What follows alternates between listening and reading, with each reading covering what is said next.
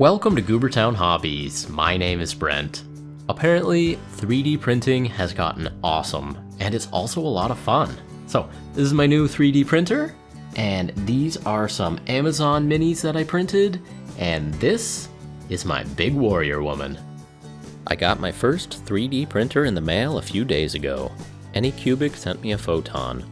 I'll do a more in-depth review once I've used it for a month or two, but the first few days have kind of been amazing.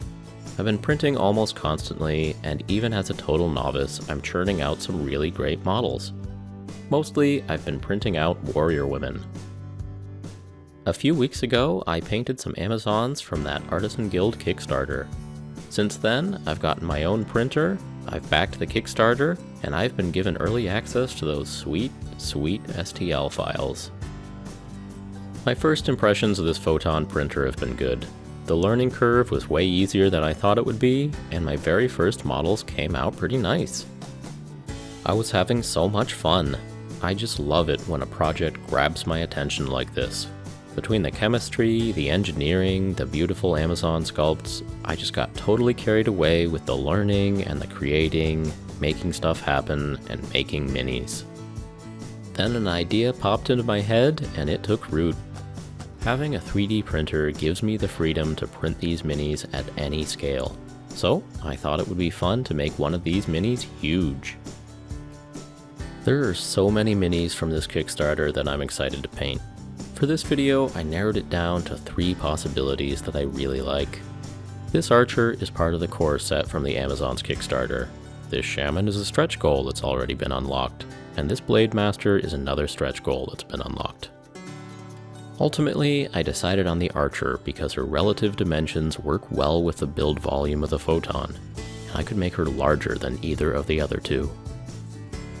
For the archer, I could use the full height of the Photon. On the other hand, the limiting dimension for the blade master with her weapons out was the length of the build plate. I still got a pretty big blade master printed, but not as big as that archer. I was able to scale the archer up to be about 5.5 inches tall. That's on par with a pretty beefy action figure. I've never worked with a model on this scale before, and I'm really excited.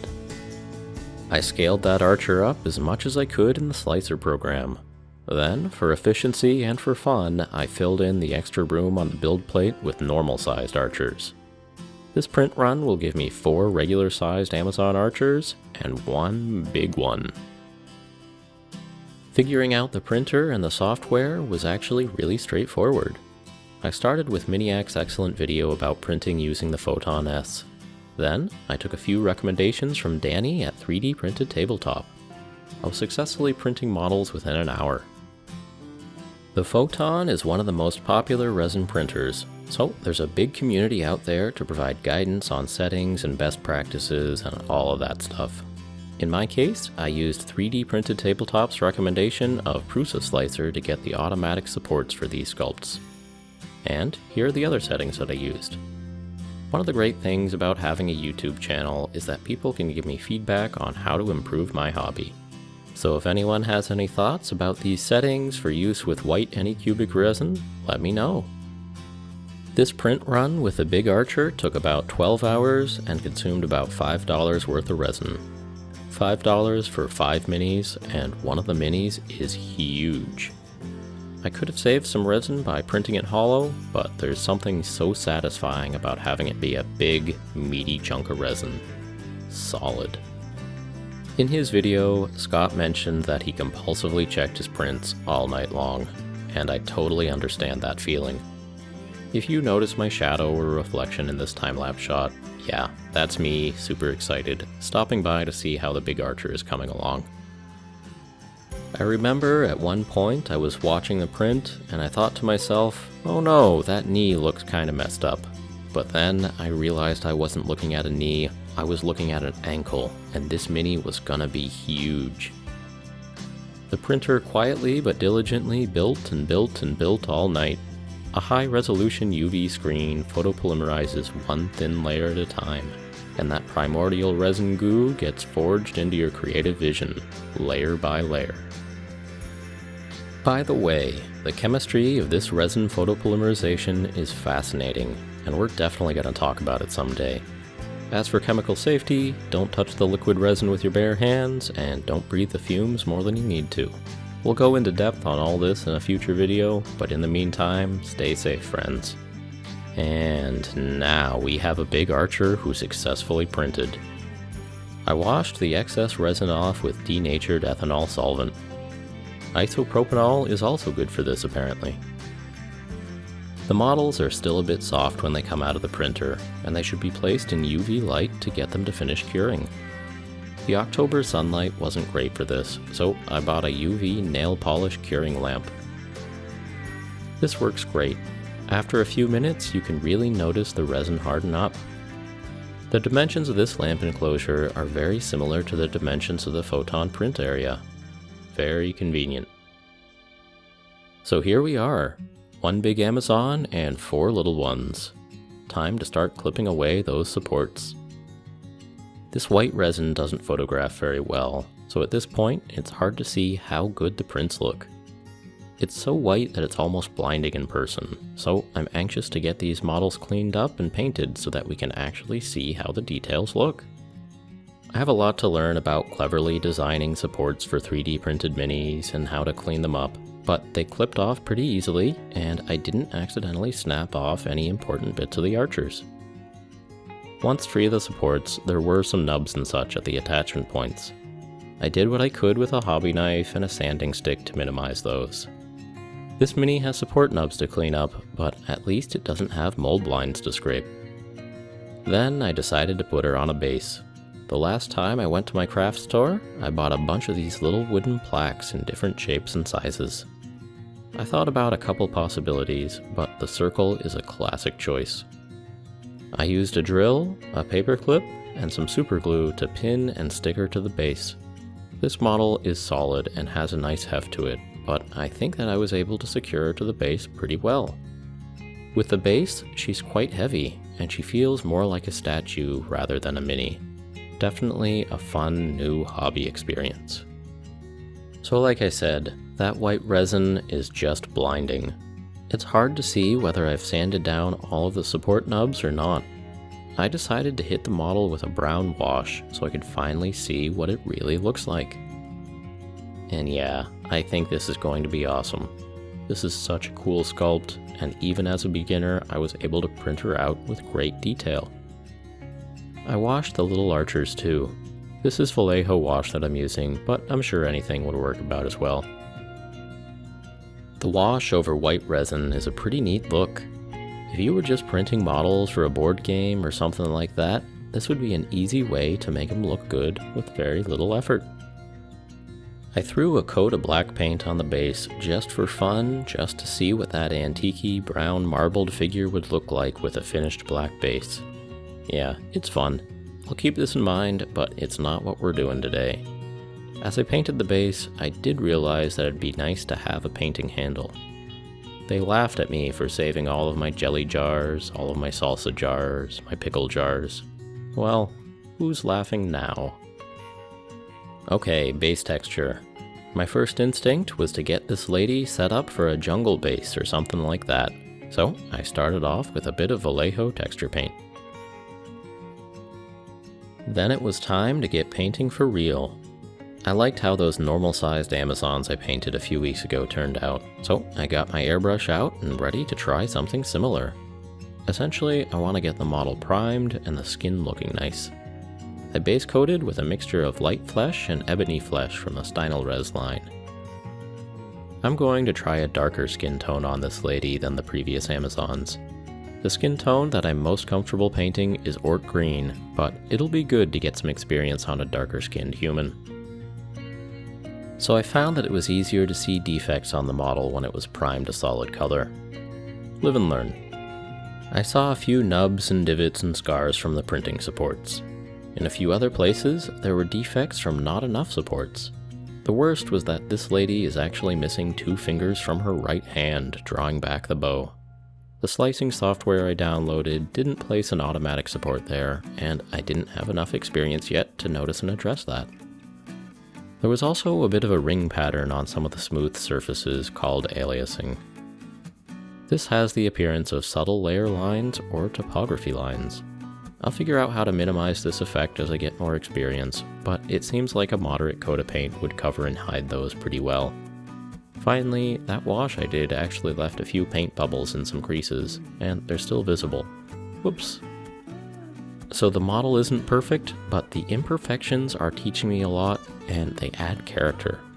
This figure is still awesome, so let's keep painting.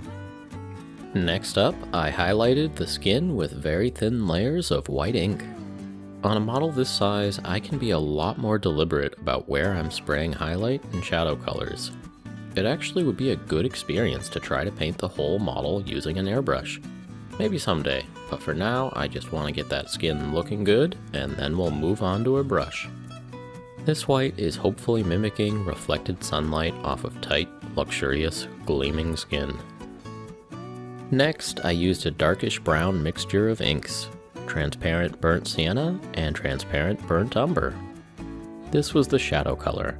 I hit the underside of the model with this color, and then I very gently used it as a filter on the midtones and even a little bit on the highlights, just trying to darken everything down a little bit.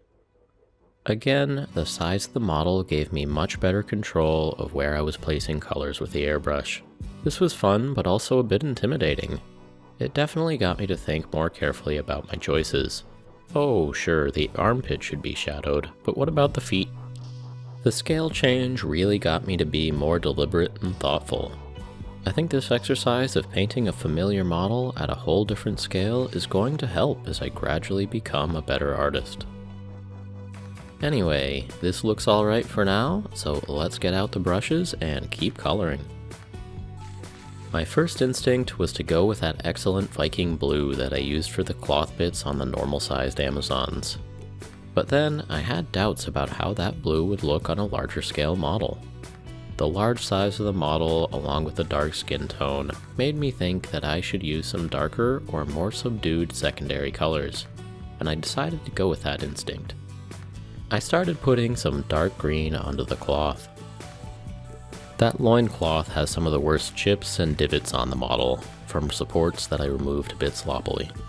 In the future, I'll design the support structure to avoid a lot of those obvious contact points, and I'll also try to be more careful with the snipping and sanding. Moving on with the colors, let's do some dark gray for the leather straps and such. For base coating, I really love drawing from that Vallejo high opacity line. Nice thin coats with good coverage. I'm going to use as many paints from that set as possible on this project. Blue-gray hair. I think either a salt and pepper look or a true bluish gray would be pretty sweet. By the way, I really love this half undercut hairstyle. That's probably the detail that pushed me over the edge and got me to choose this model to paint today. Side note, that ear is really well sculpted and it printed out great. Feathers! I started painting purple, and at the last second I decided to try a bit of a wet blend with blue, and that color transition actually worked pretty well. Once again, having the model scaled up like this got me to think about trying something new. On most models, feathers are so small that I hit them with a single color and then a wash and call it good.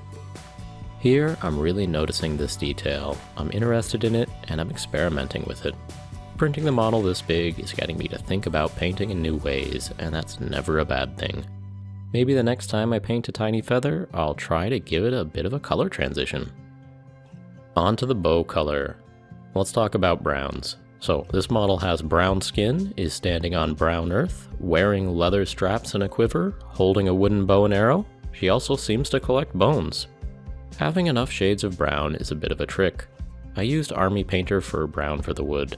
This is a fun reddish brown. Until this point, I was slapping on colors and seeing where that took us.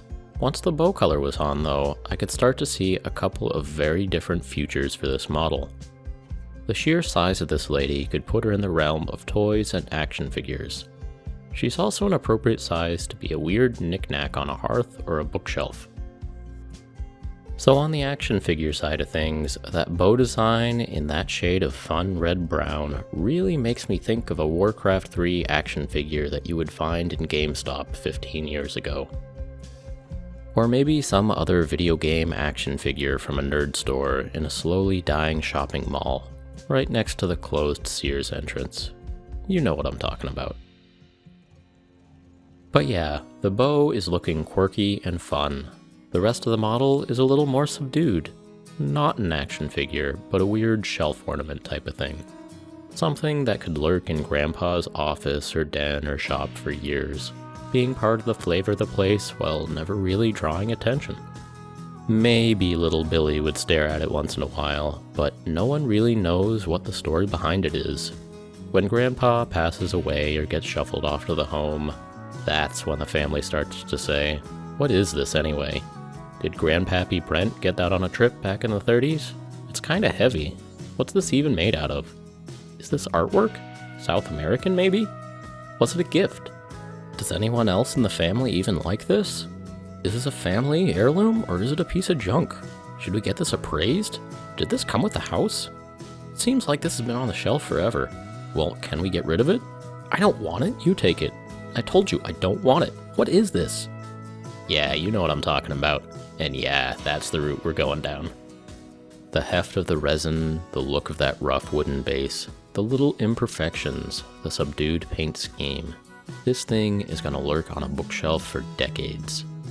And someday it will pass from my hands to younger hands, and those young folks are going to be so very confused. This is gonna be great.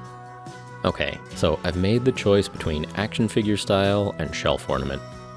I'm gonna keep the colors just fun enough so that I enjoy painting it, but subdued enough to make it a thoroughly ambiguous part of my estate. After I had taken care of most of the base coat, I figured out that mixing the khaki and the dark green from that Vallejo high opacity set make a really nice army green color, and I decided that I liked that better for the cloth. Army green is a pleasing color, and it also has connotations of strength and moving quietly through the jungle. So I think that's fitting for this lady. Once that new green was on, it was time to start washing. Some things about painting a figure on this scale are different, but some things are the same. I'm still going to base coat, shade, and highlight. That being said, I'm only using washes on parts of the model that have enough texture for it. I'm not washing the skin or the cloth. The curves are just too gradual on those surfaces, especially at this scale. For the bow, arrows, hair, wraps, bones, and feathers, I did do all over washes. And for other bits, I did pin washes, carefully placing wash only in the recesses. I have a general idea of where I want to end up, and each step is seeming to carry me in that direction. I did a dry brush of light brown on the base, then I hit the whole base with a dark wash. My goal is to make the base look somewhat realistic, while also differentiating the earth color from the skin tone as much as possible. Like most models, the base has a large impact on the overall appearance of the figure. So I want to keep the appearance of the base moving along and keeping pace with the rest of the model.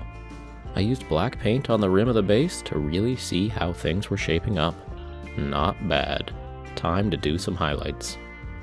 I didn't use any dry brushing for highlights on the actual model. On this scale, it's possible to be very deliberate about where those highlights go.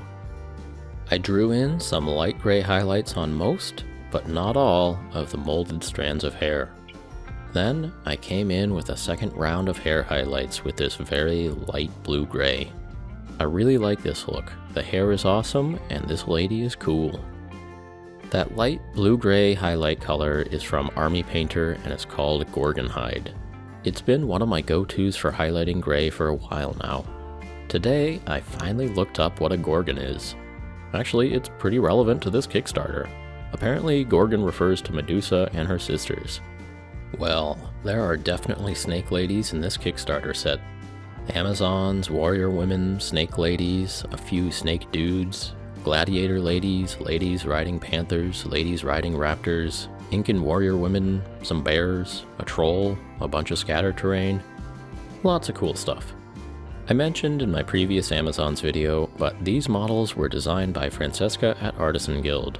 Francesca and her husband Andrea have become some of my favorite mini sculptors, and I've really been enjoying printing and painting the models that they've designed. I'm starting to understand why people get so wrapped up in Kickstarters. it turns out that they're pretty exciting. This Amazon's Kickstarter is already fully funded, but I keep checking every day to see the new stretch goals that are unlocking.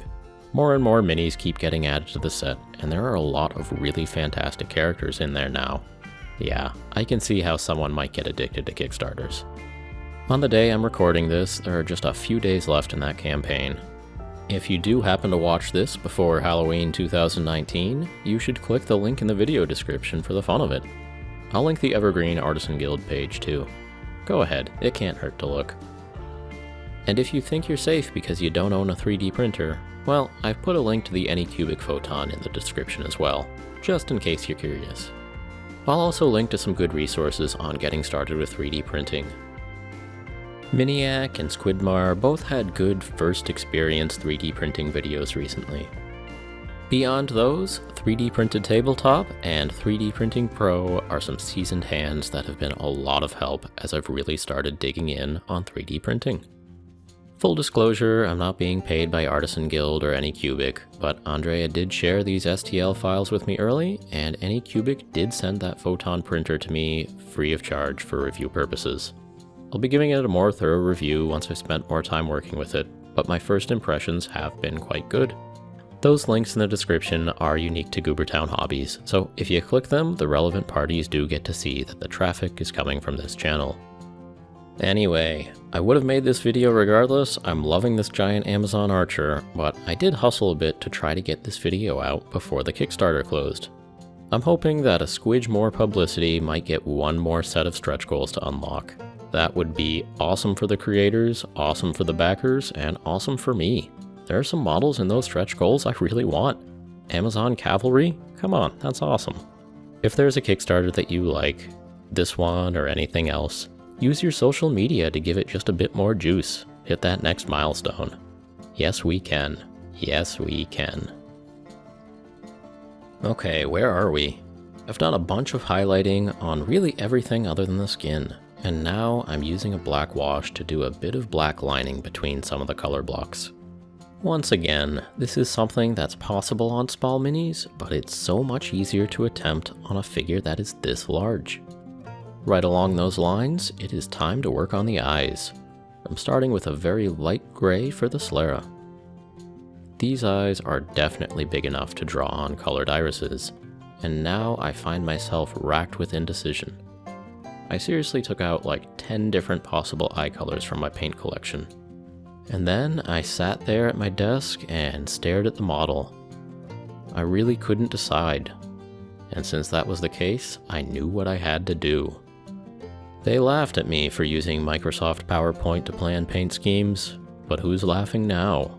Seriously though, just a bit of assistance from a computer program or a phone app can be a big help in making color choices. It's easy to flip through some potential eye colors. I can rule some things out, and I can quickly discover some interesting possibilities. I find yellow eyes to be a very interesting possibility. This archer is a great shot with that bow, and there's something piercing and unsettling about her eyes. Imagine looking into the jungle and seeing those eyes staring back at you, and this lady having her bow drawn. I like it. But wait, there's more. I kept experimenting to hunt down a good shade of lipstick. Just like eyes, there are lots of shades of lipstick out there. I'm really bad at fashion and even worse at makeup, so I'm just looking for something that looks cool and feels right. Here we are. Yeah, this is cool. And one more quick tweak. Perfect. Okay, I've got a plan. Let's put it into action. Something I haven't talked about is that grip and hand position weren't great for working on a model this large. My ordinary ways to brace my hands while painting weren't suitable here. You can see for painting the details on the face, I ditched the salsa jar paint handle and just grabbed the model directly. I was pleasantly surprised to find that the eyes were large enough that I could do a pretty good job on both the irises and the pupils on the first pass. I'll fix them up with a little cleanup of flesh color and a brown wash around the eyelids, and they'll look pretty good. Then I came in and painted her lips. I didn't get quite as much contrast between the main lipstick color and the black stripe as I wanted, but I'm still really happy with how this simple scheme turned out. The reason that I waited this late in the process to paint the face was because I have the tendency to just declare victory and wrap up a project once the eyes look decent. And that absolutely happened here. I'm not going back and highlighting any arrow fletches, and I'm not trying to make the cheeks rosy. This lady is done. The last thing to do is to finish her base. I had all of my dried plants and tufts and twigs ready to make another jungle base, but then I realized that didn't jive with the shelf ornament feel. That simple texture on the base was actually perfect, durable and timeless. I decided the shade of brown was still too close to the skin tone, so I darkened up the earth with a dark wash from Army Painter. There. This is a big, durable shelf piece. It's painted nicely enough so my next of kin will think it might be valuable, but I didn't put in so much time that I'll worry about it getting dusty. I had a ton of fun working on this. Painting a model at a different scale was a great change of pace. The big size is almost like painting with training wheels. It lets me try putting more detail into eyes and feathers. It lets me put more effort into black lining than I ordinarily would. And I might carry some of that over to when I work with smaller models. Even though I didn't make the STL file, and even though that Photon printer was really easy to use, I still feel like I built this model myself. I feel like I have a special connection with it, more so than if I'd bought it at the store. As I get better at printing and make models with fewer defects, or at least models that have all their fingers and toes, I might give a serious go at painting a bust or something like that. The future is bright. I have a bunch more printing to do and a bunch more painting to do. And this nameless archer lady is about to start her new life, collecting dust on a shelf somewhere. Well, there we go. Like I said, this project really sucked me in. Just the printing minis was so much fun, and painting this big warrior woman was a lot of fun. And yeah, I hope you enjoyed the video. If you did, do me a favor, like, subscribe, comment, all that good stuff. Maybe tell a friend about the channel, that'd be great. Maybe go visit the Goobertown Hobbies Patreon page. Maybe visit the Artisan Guild Patreon page. And also, one more thing, think about what you would do with a 3D printer. What would you do? What would you make? Okay, that's all for this time. That's all I wanted to say. So yeah, as always, thank you so much for watching.